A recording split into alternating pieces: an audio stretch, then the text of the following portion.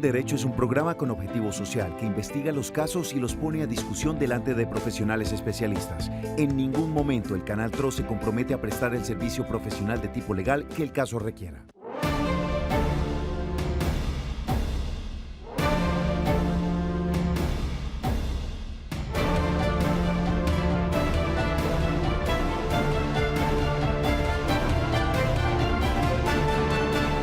Hola, ¿qué tal? Un cordial saludo. Bienvenidos a Actúa en Derecho después de las noticias.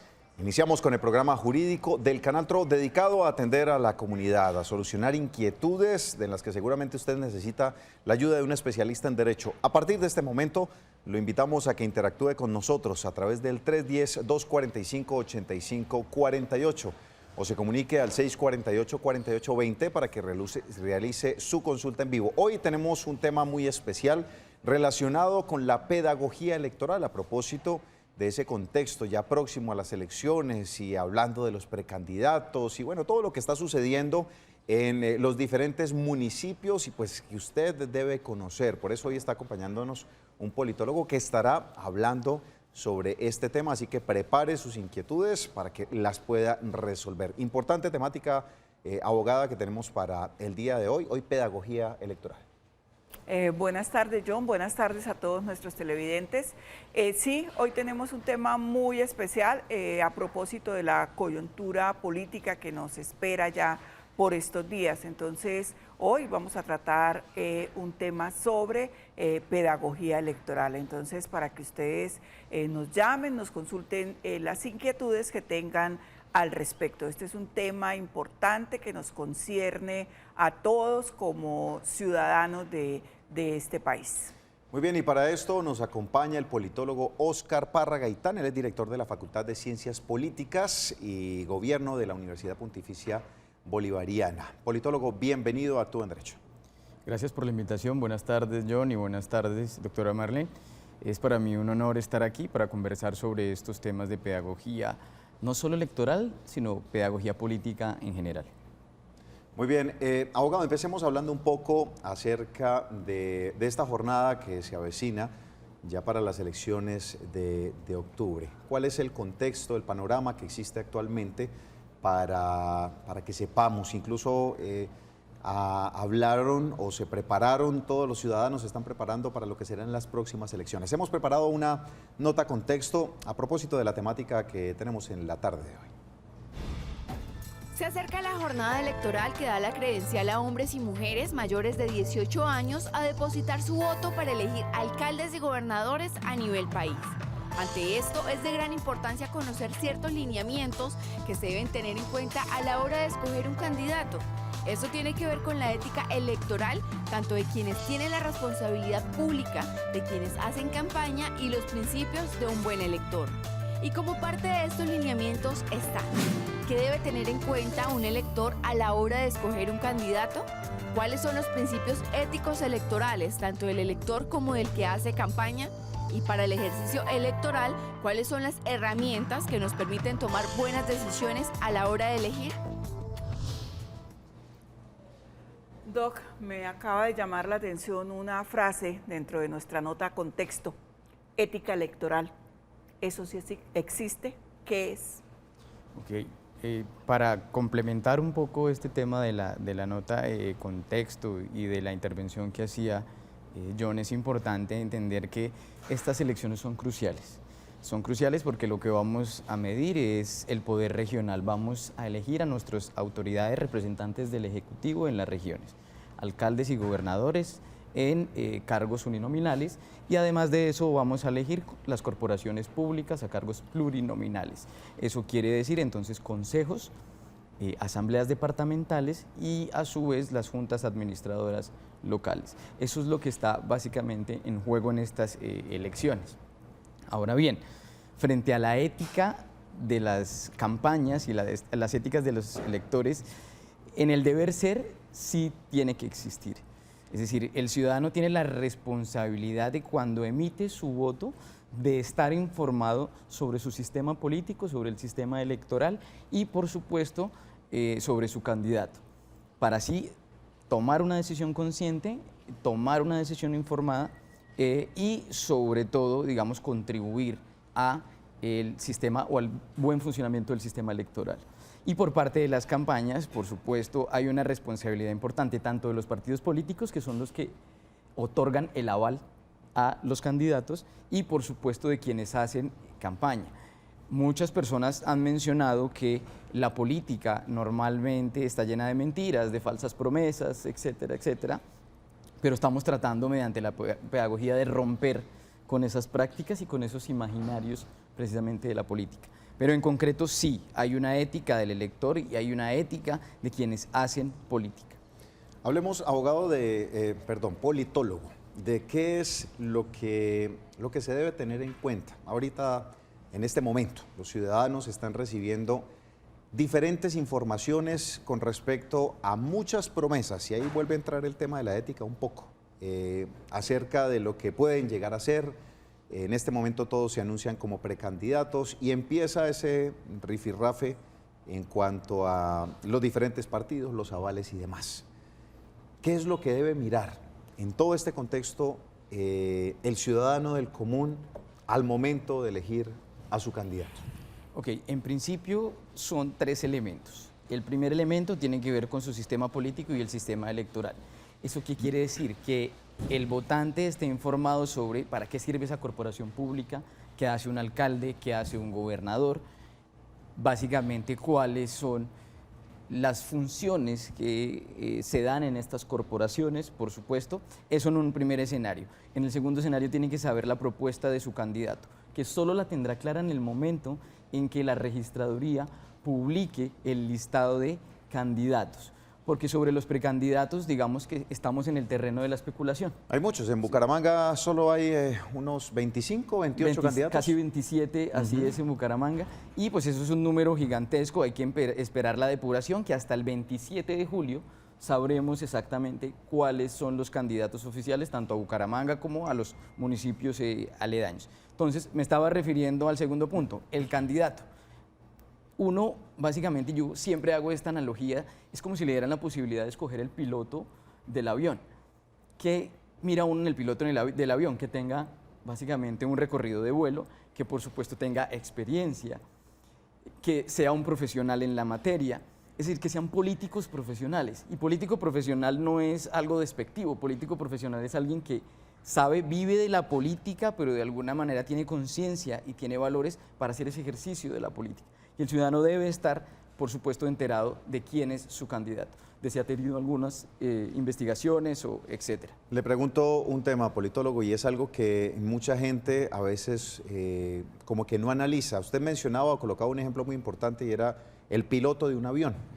Y es que para ser piloto de un avión usted tiene que conocer de la aeronave, tiene que conocer acerca de todo lo que esto implica. Entonces, no porque usted diga que es piloto, puede llegar y sentarse a manejar un avión, que es lo que vemos incluso pasa en este tema electoral, donde no hay una exigencia puntual para que quienes van a gobernar tengan conocimiento de lo público.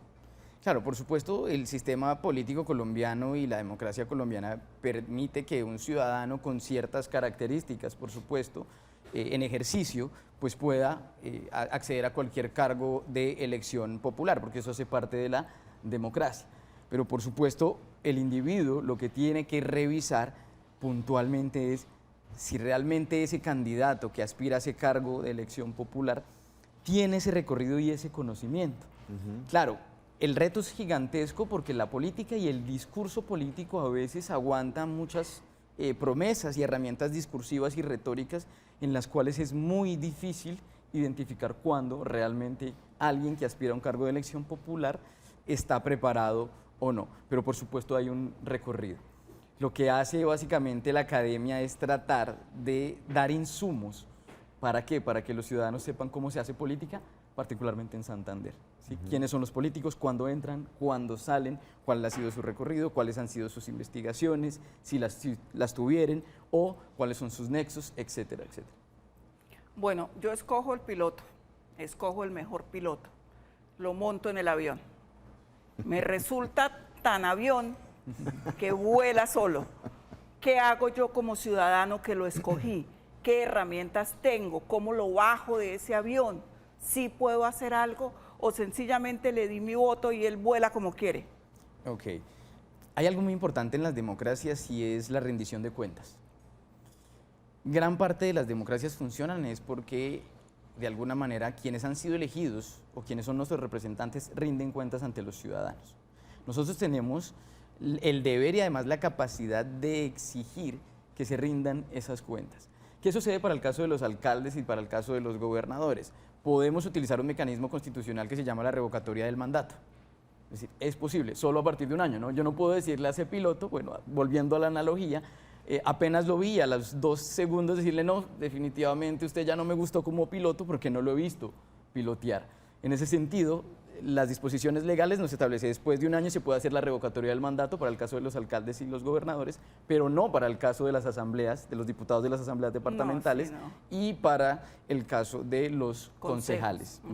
Tampoco para el presidente de la República existe esta figura, pero es, digamos, que la manera, porque hay un deber de quien sale elegido y es de rendir cuentas a la ciudadanía, porque nosotros estamos delegando la toma de decisión de carácter colectivo a un individuo y él debe responder a esa confianza que le dimos nosotros los ciudadanos. Bueno, pero en la práctica, ¿qué tan fácil es para un ciudadano acceder a una acción de revocatoria?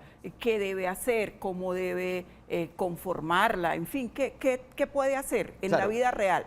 Es decir, en la práctica sí es posible hacerlo y en la vida real sí es posible hacerlo. Este es un mecanismo, insisto, constitucional. Hay que reunir un número de firmas, es un 40% de los votos válidos que sacó dicho candidato. Son firmas que se llevan a la registraduría, que la registraduría revisa y se convoca precisamente a la revocatoria de el mandato. Eso es una herramienta que está en el ejercicio postelectoral, es decir, ya cuando se está en la administración. Mira, hay una pregunta que nos hacen acá, abogado, nos dicen, buenas tardes, los felicito por el excelente programa, deseo saber si la MOE puede y tiene cómo verificar y sancionar a los beneficiarios de vivienda de Piedecuesta de una caja de compensación familiar, ya que pensamos votar en Bucaramanga, donde permanecemos trabajando todo el día y tenemos inscrita la cédula. Muchas gracias. Ok, la MOE o la misión de observación electoral es una entidad donde confluyen una serie de organizaciones de la sociedad civil, pero tiene un papel de observador. No de sancionar. No de sanción. No sanciona. No tiene facultades para sancionar. Exacto, no tiene esas facultades para sancionar, sino simplemente ha dado muchos insumos y ha hecho un ejercicio de pedagogía electoral durante varios años en elecciones locales y en elecciones generales, pero no es una institución que sancione.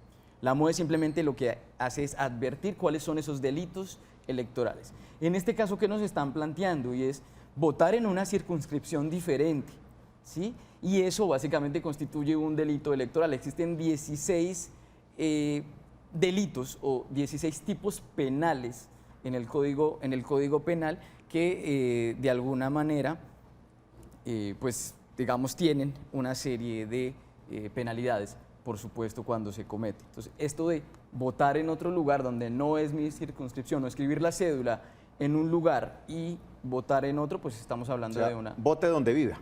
Así es. Vote donde viva. Si usted trabaja, en el caso de nosotros, yo vivo en la ciudad de Bucaramanga, trabajo en Florida Blanca, yo debo votar en Bucaramanga, no venir a inscribir la cédula en Florida Blanca. Así es. Claro, ¿Dónde usted reside? ¿Por qué razón? Porque se comprueba. No, y es que eso es lo que establece la norma, es el lugar de residencia. Esa pregunta la hemos tenido en otras oportunidades porque nos dicen, no, es que yo vivo en Piedecuesta, pero allá solo voy a dormir. Entonces yo voto en Bucaramanga. No, es que la norma dice donde usted reside, donde usted vive, no donde trabaja. Les pongo el caso puntual y es, yo soy foráneo, yo vengo de Bogotá, estoy radicado en Florida Blanca. En ese caso, si yo me quiero acercar a una de las entidades, a la registraduría, precisamente, o en su defecto a uno de los kioscos que dispone la registraduría, ¿qué debo llevar? Un comprobante de mi contrato laboral, por ejemplo, o contrato de arrendamiento, o de que yo tengo un inmueble aquí y que resido precisamente en esta circunscripción para poder precisamente votar. ¿Cuándo incurriría en un delito? Cuando de alguna manera yo vote sin inscribir mi cédula, de alguna manera, o lo logre hacer, o en su defecto me inscriba, pero me vaya a votar a Bogotá. Le están diciendo precisamente, o ha pasado en las diferentes elecciones, le dicen a las personas, venga, apóyeme con su voto. Entonces, ¿usted dónde vive? No, yo vivo en Bucaramanga. Ah, pero resulta que mi alcaldía es para Florida Blanca. Eso no pasa nada, tranquilo, vaya a inscribir a su cédula allá, me apoya y luego yo miro cómo le ayudo. Eso es delito. Sí, así es. Estamos incurriendo en una práctica que se llama la transhumancia. ¿En qué consiste la transhumancia? La transhumancia es a lo que estábamos refiriendo hace un momento, o también trasteo de votos. Es simplemente que de alguna manera yo inscribo la cédula en un lugar en el cual no resido para favorecer a un candidato. ¿Y eso se puede denunciar? Claro, eso se puede denunciar. ¿Cuáles son los canales para denunciar? Hay una plataforma que se llama la plataforma Uriel, que es del Ministerio del Interior, que es básicamente la unidad de reacción inmediata para los delitos electorales. Tenemos una llamada a esta hora, el señor Gilberto se encuentra con nosotros. Muy buenas tardes, cuéntenos cuál es su inquietud del tema de pedagogía electoral. Sí, buenas tardes. Buenas tardes, adelante. Mira, pues que ya sale este joven dando esa explicación sobre la pedagogía electoral. Sí. Es como le diría él a los jóvenes que entraran más en la campaña política, pero con ideas claras y precisas y no vinculados a ciertos partidos políticos. Gracias. Muy amable a usted, don Gilberto, por la comunicación. ¿Cómo llegarle a los jóvenes para que se involucren más en temas electorales? Y es que precisamente ya están cambiando las generaciones. Mi hijo estará muy próximo también a ser parte de ese grupo de jóvenes que en este momento tienen total desinterés por todo el tema que se avecina en el tema electoral. No les preocupa quién va a ser el alcalde, quién va a ser el gobernador, quién es el presidente, simplemente miran muy superficialmente. ¿Cómo llevar un mensaje de estos a las nuevas generaciones que son las que finalmente van a poner los nuevos votos? Aquí es importante poner en contexto la pregunta que hace el televidente y que es relevante para la pedagogía electoral y política. Hay un grado de desconfianza en las instituciones políticas y hay un grado de desconfianza en los actores políticos de manera generalizada. En ese orden de ideas tenemos que atacar dos cosas. Uno, el desinterés de la política y además del desinterés, la abstención electoral. ¿Sabe cuál es el tema, politólogo? Que está relacionado a política con corrupción. Usted dice político, usted es corrupto. Inmediatamente la relación, es una lástima, se confunde ya política con corrupción, politiquería, que es con lo que se debería hacer alusión, están totalmente mezcladas y eso lo están adoptando los jóvenes. Eso es lo que es político, corrupto.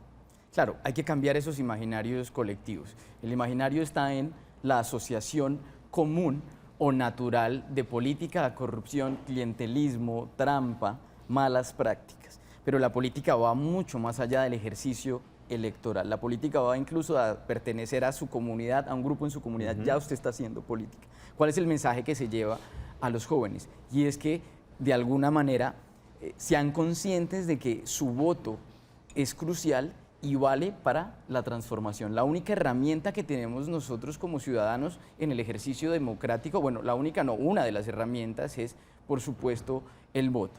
¿Cuál es el papel de ellos? Tienen que estar denunciando constantemente e informándose para ese ejercicio electoral y para el ejercicio político. ¿Qué herramientas tenemos? Las redes sociales. Las redes sociales nos permiten, de alguna manera, mantener a los ciudadanos informados, pero con una salvedad, teniendo claro que hay una suerte, sobre todo en campañas, de fake news todo el tiempo rondando por las redes sociales que pueden generar cierto grado de desinformación. Pero mucha emoción, poca acción. Es lo que se ve precisamente en las redes sociales. Vemos a los pelados muy activos y opinan y participan y a la hora del domingo a las 8 de la mañana que tienen que ir a votar, pues hombre, qué pereza, el día amaneció un poco oscuro, va a llover, hay otros que sí van a salir a votar y le dejamos la responsabilidad a terceros. Claro, eso no se traduce en votos. Y algunos de los que votan es porque están reclutados, los están reclutando los partidos políticos. ¿Por qué? Porque son los partidos políticos, los movimientos, los que a través de malas prácticas consiguen darles trabajo. Entonces, profesionales muy jóvenes que ven que la única esperanza es afiliarse a un movimiento político. En redes sociales despotrican, en redes sociales mantienen una imagen antipolítica, anticorrupción, pero en la vida real están metidos en un movimiento político porque es el único que les dio una opción de trabajo.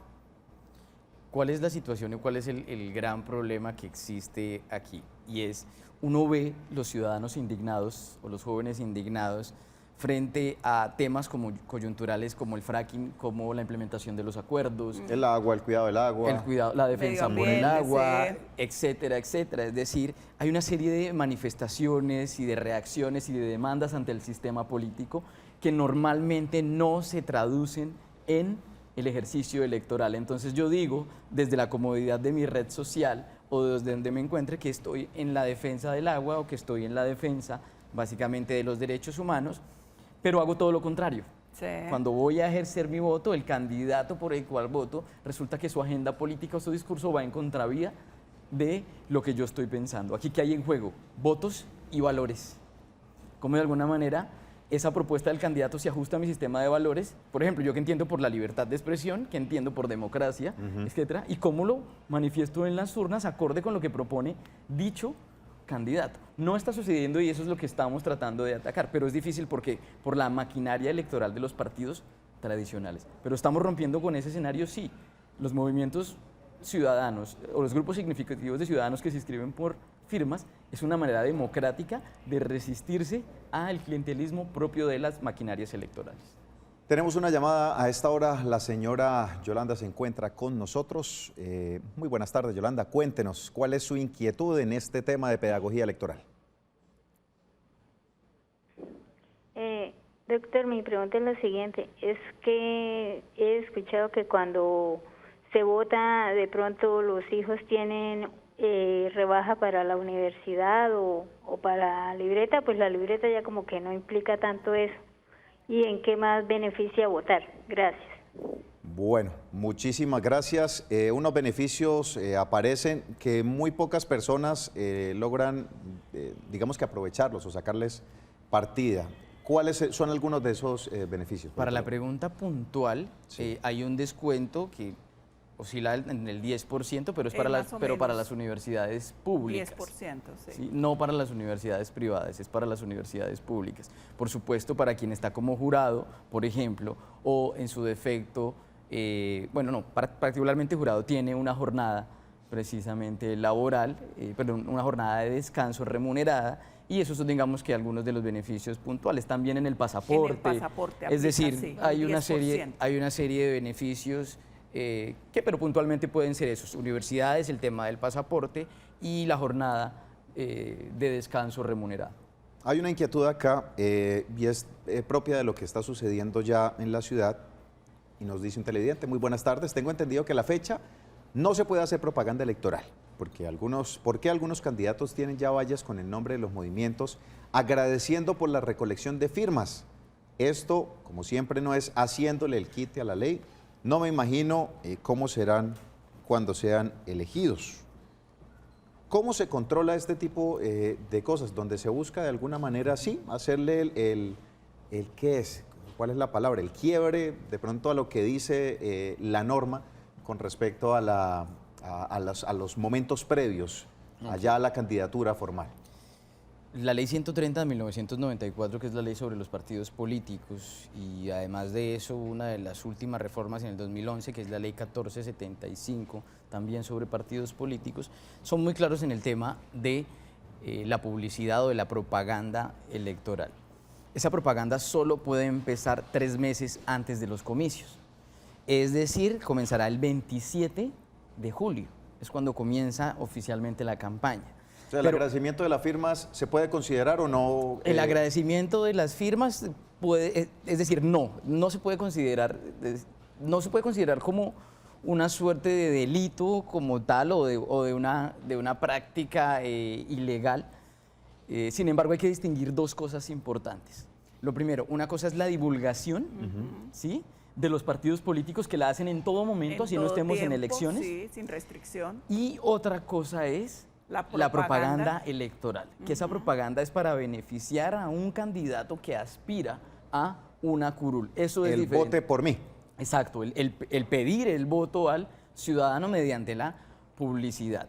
Hay que ver y hay que revisar el caso puntual si de alguna manera esa valla tiene al candidato, está pidiendo el voto, Sí. etcétera, y habría que analizar bajo la ley precisamente que establece la regulación sobre la propaganda electoral.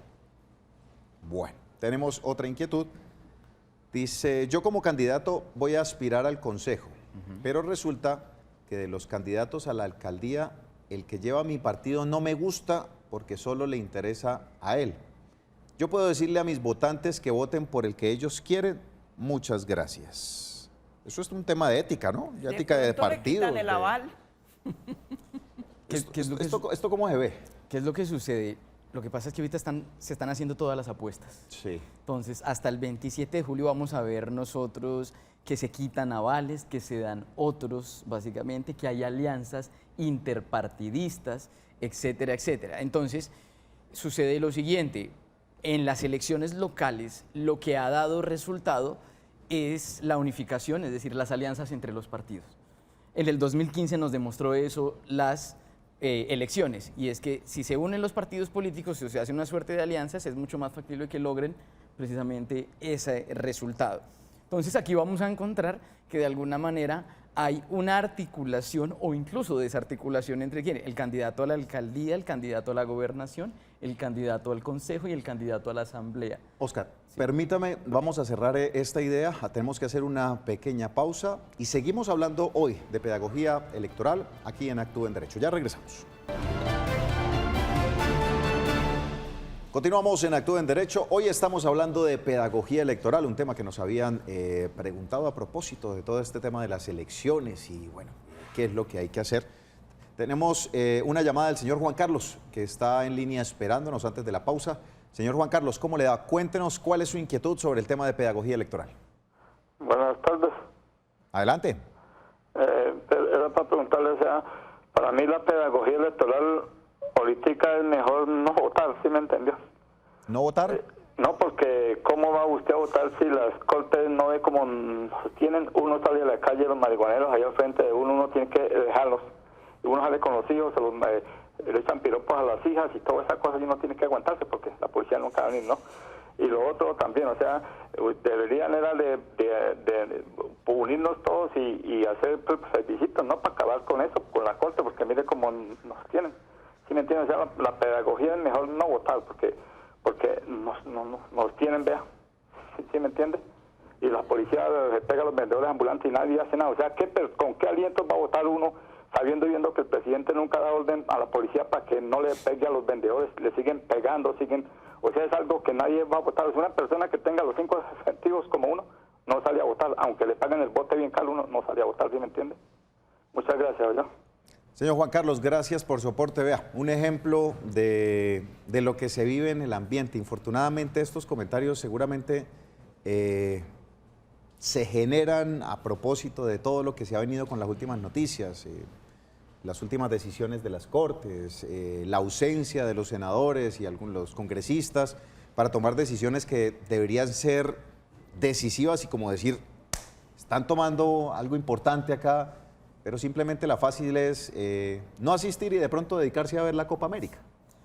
Esto, digamos que no se trata solo de un momento coyuntural o de opinión pública. Esto se trata de un tema más de fondo que es la cultura política en Colombia. Y la cultura política en Colombia nos dice que hay unos altos grados de abstencionismo a la hora de asistir a las elecciones, que hay un rechazo hacia la política, que se entiende que nuestra democracia es simplemente una democracia electoral y que de alguna manera hay una desafección o hay un descontento ¿con quién? Con las instituciones, particularmente con el Congreso, los partidos políticos, etc. Si uno mira estudios que tiene la Universidad de los Andes o algunas otras universidades que tienen un observatorio de democracia que están viviendo constantemente eso, entonces ve uno que los ciudadanos tienen un rechazo hacia su sistema político. Aceptan la existencia de la democracia, pero resulta que están insatisfechos porque esa democracia no le da bienes sociales, bienes culturales, etcétera, etcétera. Y eso es lo que el televidente manifiesta. ¿Para qué yo voto en este sistema político si no existe una retribución en bienes sociales, culturales, etcétera, de ese sistema político? Pero eso es lo que hay que atacar, porque es muy sencillo decir yo no voto, pero de alguna manera tiene más impacto en que yo salga de ese índice de abstencionismo y me meta en los que tomamos una decisión consciente. Por ejemplo, el voto en blanco democráticamente existe y es una posibilidad para que los ciudadanos manifiesten su inconformismo, y está, pero hacen el ejercicio de asistir a las elecciones. Creo que es importante votar más que quedarse en casa. Me impacta algo que dice el señor, aunque me paguen, no voto. O sea, ya es tan común que paguen el voto que el señor, para decir que está verdaderamente bravo, dice, aunque me paguen, no salgo a votar. Esto ya es algo que pues es muy difícil de cambiar. En el imaginario es muy difícil. Lastimosamente, toda reforma de nuestro sistema electoral no pasa solamente por la institucionalidad. Podemos desde vías legislativas o vías institucionales transformar el sistema, pero si no transformamos ciertas prácticas de la cultura política como la venta del voto, de alguna manera ahí está el gran problema. Y estamos tratando mediante la pedagogía de que eso no suceda. La gente que conozca de esos casos el día de las elecciones puede denunciar ese tipo de prácticas. Eso es un delito y se llama precisamente corrupción del sufragio.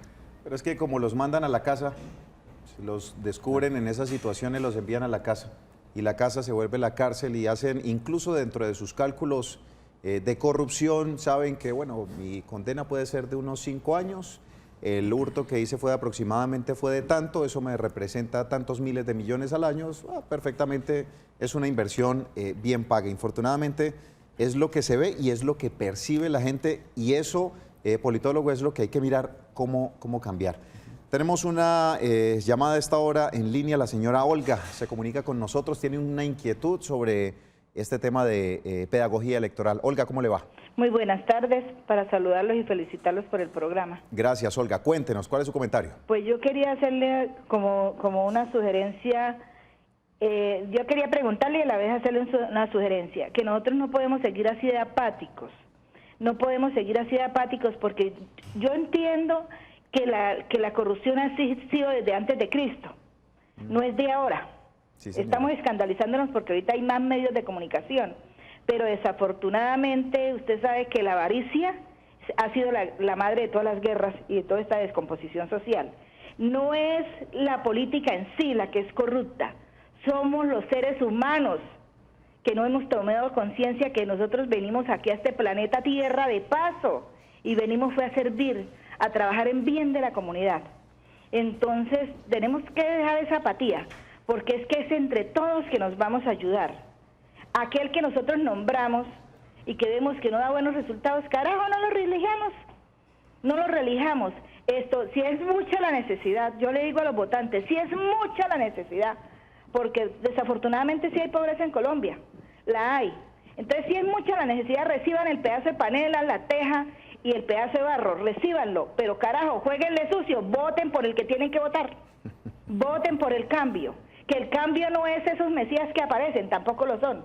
Que miramos que los programas sí se puedan cumplir, porque es que ahorita están llegando candidatos que nos están ofreciendo lo habido y por haber. Y de eso tan bueno no dan tanto, por favor. Seamos conscientes que nosotros queremos un sueldo de presidente. Nosotros lo queremos y lo merecemos, pero carajo, un sueldo de presidente no lo hay para todos. Tenemos que tomar conciencia que no podemos tampoco ir a regalar el voto porque estamos inconformes, porque estamos cansados de este infeliz y de aquel infeliz. Tenemos que ponernos la mano en el corazón y tomar conciencia. Vamos a elegir a conciencia. Si usted tiene necesidad de comerse la empanada, cómasela. Que se quiere comer el tamal porque ese es el día que tiene la oportunidad, cómasela. Pero vote a conciencia y vote por porque el que es corrupto, le está comprando a usted un voto con un tamal, hágale lo mismo, dígale, vea, por corrupto no le doy el voto. Olga, muchísimas gracias, Olga, por su comentario a esta hora de la tarde. Le agradecemos de verdad. Y sí, definitivamente, si no votamos nosotros, otros son los que van a elegir, o precisamente esas maquinarias son las que van a terminar eligiendo, los que sí tienen organizado el tema de votar, porque es la minoría finalmente la que está eligiendo, porque la gran mayoría se está absteniendo. Así es, normalmente cuando uno revisa las cifras sobre con cuánto porcentaje del censo electoral de cada circunscripción, sea nacional o local, si revisa ese porcentaje, uno mira que es una cantidad muy mínima la que realmente elige a dichos candidatos, que es lo que sucede con los índices de abstención entre el 50 y el 60%, que ese 50 o ese 60% está permitiendo que una minoría sea la que elija ese candidato que a usted no le gusta o ese personaje que a usted no le gusta. Entonces, las maquinarias electorales están montadas de tal manera que saben cuántos votos necesitan. Así es. Mire, y a propósito de este tema, politólogo, la gente escucha de los candidatos diferentes propuestas. Concejales, alcaldes, gobernadores, diputados prometen absolutamente de todo, cambian el país, así estén solamente trabajando o aspirando para un municipio. Esto a propósito de un mensaje que nos están enviando y nos preguntan, bueno, ¿cuál es el alcance de un concejal, de alguien que está en la asamblea departamental, del diputado, de un edil, de un alcalde? O sea, verdaderamente, ¿qué es lo que ellos pueden hacer? Para el momento de estar escuchando todas sus propuestas y la gala que dan de promesas, sepamos si están o no hablando de algo que puedan cumplir. Claro. Comencemos por lo siguiente, y es entender que el sistema político colombiano es un sistema descentralizado y eso nos permite tener unas autoridades en las regiones, ¿no? Esas autoridades son una representación, en el caso de alcaldes y gobernadores, del Ejecutivo, y en el caso del Consejo y la Asamblea son representantes del Legislativo, ¿no? Entonces, pero hecha esta claridad, vamos a regresar al nivel más bajo, los ediles, ¿sí? Los ediles son básicamente aquellas personas que participan para hacer parte de lo que se llama la Junta Administradora Local. Y es el instrumento democrático más importante porque es la conexión básicamente con el elector y con la ciudadanía. Es decir, trabaja de la mano incluso con el Consejo, y el edil tiene el alcance de transmitir esas demandas y de hacer veeduría, incluso control, y de trabajar mancomunadamente con el Consejo. La siguiente corporación que sigue es el Consejo, que el Consejo lo que hace es hacerle veeduría ¿a quién? Al alcalde. El plan de desarrollo, por ejemplo, que propone, o el plan de gobierno que se convierte en plan de desarrollo que tiene el alcalde, es revisado ¿por quién? Por el Consejo. ¿Sí? Es el que de alguna manera aprueba o no esa hoja de ruta que va a tener ese candidato, ahora alcalde, en su gobierno. Las promesas que hacen entonces los candidatos en campaña al Consejo para solucionar todas las problemáticas que hay en los barrios, en las diferentes situaciones que se presentan. Yo les prometo que acá vamos a construir una cancha, un centro de salud, acá vamos a cumplir con, prometen hasta un río. ¿Lo pueden hacer ellos como concejales? Hay que tener cuidado porque hay unos asuntos presupuestales que sí maneja, por supuesto, el Consejo, pero de alguna manera son decisión de la alcaldía. Estos no son trabajos, digamos, aislados. Trabaja tanto Consejo como alcaldía, entonces sí hay que tener cuidado si se promete un río, ¿sí? o por tomar tu ejemplo, o cualquier otra cosa, hasta dónde, digamos, va ese... ¿Cuál es la dimensión? Ese concejal. Hay unos temas presupuestales, unos temas de impuestos locales, etcétera, que trabajan los consejos, pero no necesariamente la ejecución está en cabeza del Consejo, sino del alcalde. Va un concejal a un barrio, dice, yo les voy a construir aquí una escuela, un polideportivo. Él puede, a motu propio, llegar a su consejo, presentar el proyecto, que se lo aprueben y construir eso. Bueno. ¿Sí ellos presentan proyectos? Sí, claro, sí, claro que sí. Ellos presentan proyectos por una sencilla razón, porque recuerden que son básicamente la representación del legislativo en las entidades territoriales, en este caso en los municipios, y la Asamblea de Diputados en los departamentos. Entonces, ¿pueden presentar proyectos? Claro que sí, pueden hacerlo, que son aprobados precisamente por el número de concejales que están, que son alrededor de 20, 21 concejales aproximadamente, pero pueden hacerlo, por supuesto. Ok, pero a modo propio, ¿sí lo puede hacer es decir, hacer... ejecutarlo, exacto. Ejecutarlo depende de la decisión que se tome en el Consejo y, por supuesto, de la articulación con la alcaldía.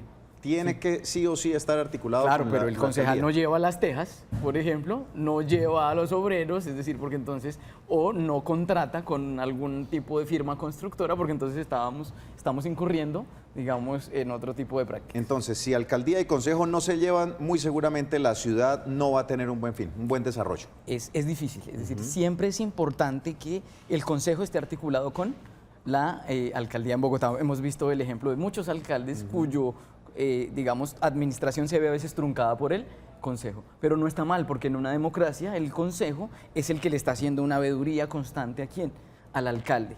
Está diciendo se puede o no se puede en términos presupuestales, en términos del plan de desarrollo, etcétera, etcétera. Bueno, ¿y a los concejales quién los ronda?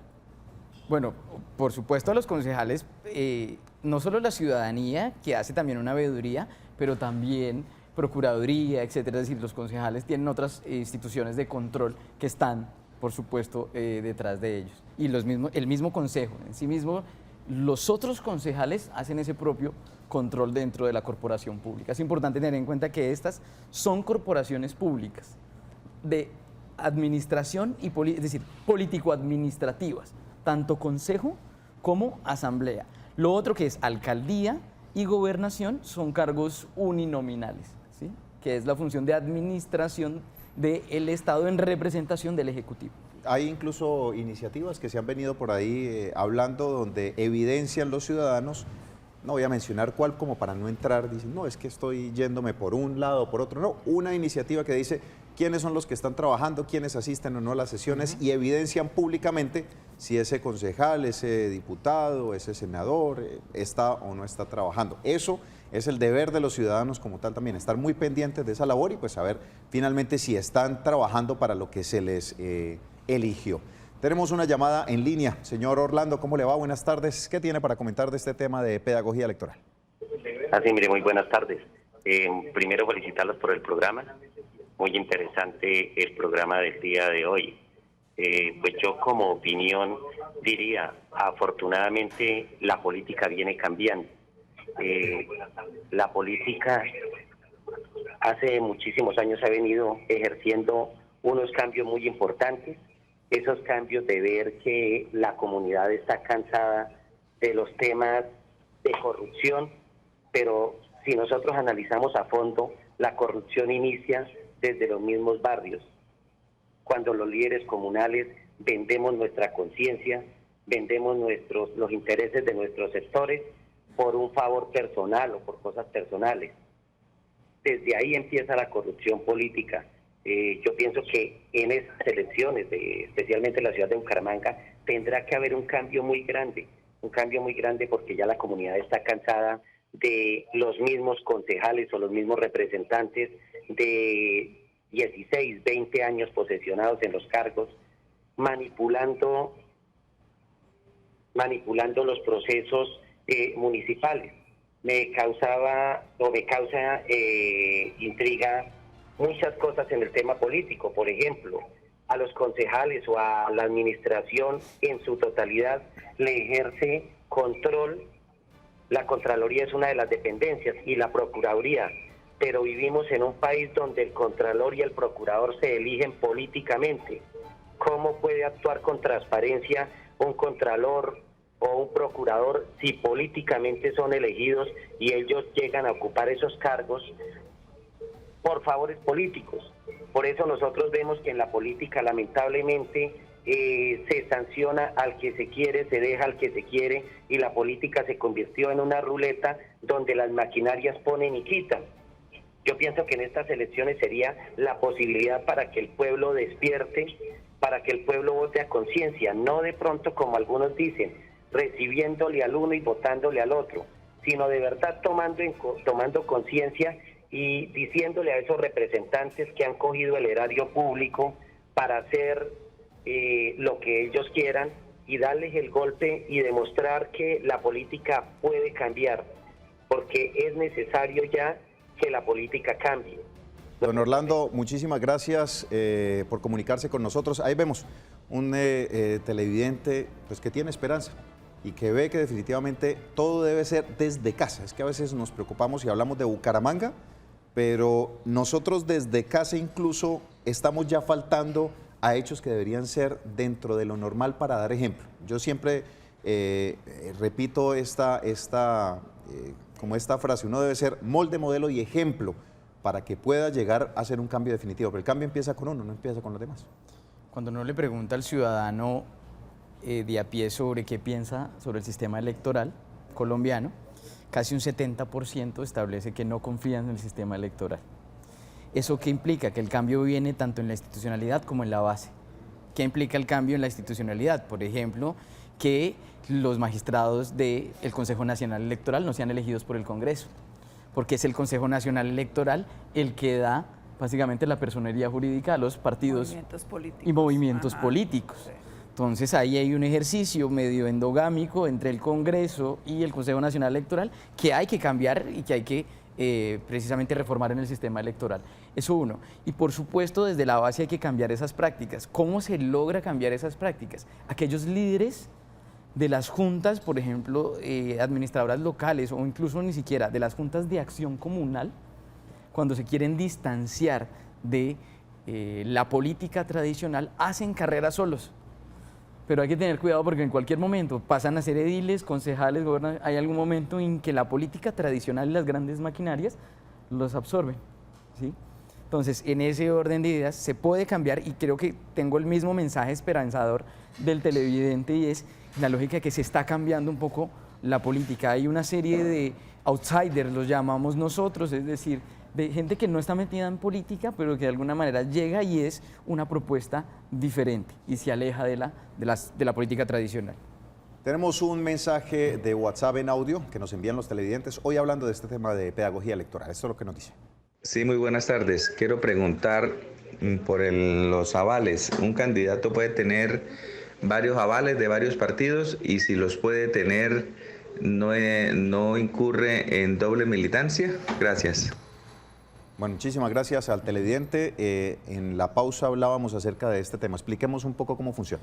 Ok, hay que ser claros en algo. La doble militancia es cuando yo estoy inscrito en dos partidos políticos y eso está sancionado por un acto que precisamente que reformó la Constitución hacia el 2009. En esa reforma del 2009 al sistema electoral se estableció que básicamente se penalizaba la doble militancia. Para no incurrir en doble militancia, que había que hacer retirarse 12 meses antes del otro partido político, ¿sí? En este caso, ¿qué sucede? En la práctica preelectoral es posible que haya, y voy a decirlo en términos coloquiales, una suerte de coqueteo de los partidos políticos y que se den coavales, ¿sí? Pero eso no es una práctica ilegal, es decir, no se está incurriendo en doble militancia. Bueno, ahí está la inquietud. Tenemos una llamada en línea. Muy buenas tardes. ¿Cuál es su opinión sobre este tema de pedagogía electoral? Sí, muy buenas tardes. Primeramente, felicitarlos por ese maravilloso programa que estamos ahorita interactuando. También quería decirles sobre lo de la ética y la pedagogía a través de la política. Pues yo trabajo en una empresa grande, prestigiosa, a los cuales pertenece un señor gobernador y un señor presidente del Consejo de Bucaramanga, en los cuales frecuentemente pues ellos aparecen cuando van a hacer las elecciones. Estrechan brazos con nosotros, estrechan manos con nosotros y nos ponen a interactuar también, a informarnos, a comprarnos el voto y todo eso, y a decidirnos no votar por otros candidatos. Ya en repetidas ocasiones nos ha sucedido lo mismo, pero yo como soy ciudadano ya adulto, no me dejo engañar. Pero lo que pasa, y es que en la política existe mucho todavía, como decimos, apasionados, que se dejan comprar por un asado o por un piquete o por un ladrillo por 50.000 pesos y votan por el candidato que ellos les ofrece eso, no votan a conciencia. Eso es totalmente cierto, agradecemos al televidente, no votan a conciencia y mencionaba algo importante y son las presiones que se realizan a veces en las diferentes empresas, ¿no? Que se llega y casi que los incitan. ¿Este tema también es denunciable? Sí, claro que sí, se llama constreñimiento al sufragio o al elector, sí, al elector como tal, es decir, no puede haber ningún tipo de presión, ni desde las empresas, ni tampoco presiones de carácter violenta. Es decir, yo no puedo decirle al elector, usted si no vota por este candidato, yo lo saco del trabajo o lo despido, tampoco puedo coaccionarlo de forma violenta ¿sí? Y esa es la gran preocupación. Ahora en las regiones estamos teniendo una serie de brotes, un poco de violencia que de alguna manera pueden llevar al constreñimiento del elector y a presionarlo porque vote por uno o por otro candidato para ese, digamos, escenario de la violencia. Pero por supuesto también en el escenario empresarial o etcétera. No puede haber ningún tipo de constreñimiento hacia el elector. Bien importante esta temática que estamos tratando. Tenemos una llamada antes de ir a la pausa. Brevemente al televidente, muy buenas tardes.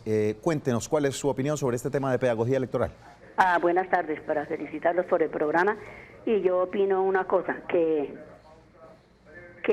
sí es bueno el asunto de que vaya el candidato apoyado con firmas, porque no está con ningún compromiso con ningún partido político. Es bueno, sí, porque entonces lo apoya ese pueblo. Ahí no tiene compromisos con nadie así de color político ni nada de eso. Muy bien, señora, muchísimas gracias. Bueno, sea con firmas porque lo apoya el pueblo. Muchísimas gracias por su opinión. Vamos a hacer una pequeña pausa, ya para cerrar y hacer una reflexión y un resumen final aquí en Actúe en Derecho, hoy con todo este tema de pedagogía electoral.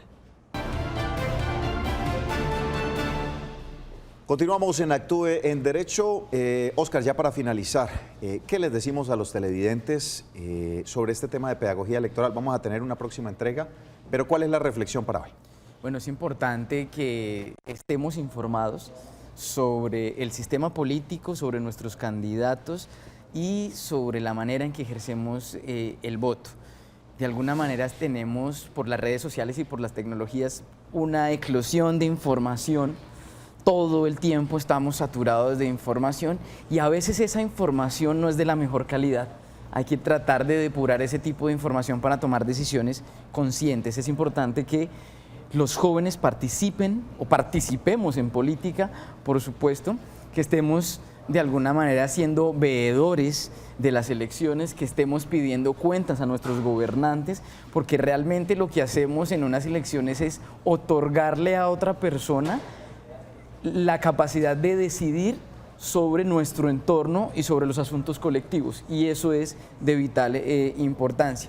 Es importante que estén también muy pendientes del calendario electoral que publica la registraduría, de dónde pueden inscribir sus cédulas si todavía no lo han hecho. Tienen hasta el 27 de agosto, un mes antes de las elecciones. Pueden hacerlo en los kioscos o en la registraduría misma, en los municipios o en Bucaramanga, y sobre todo que estén pendientes un poco de denunciar aquellos delitos electorales, particularmente ¿en dónde? En la página que les mencioné, que es Uriel, Ministerio del Interior.gov, que es básicamente donde se denuncian, es la unidad de reacción inmediata para las elecciones. Óscar, muchísimas gracias por su participación. Abogada Marlene, a ustedes televidentes por haber estado conectados con nosotros. De momento los dejamos por ahora. Mañana, 2 de la tarde, estaremos aquí en Actúe en Derecho. Los dejamos con toda la buena programación del Canal TRO. Bendiciones, feliz tarde.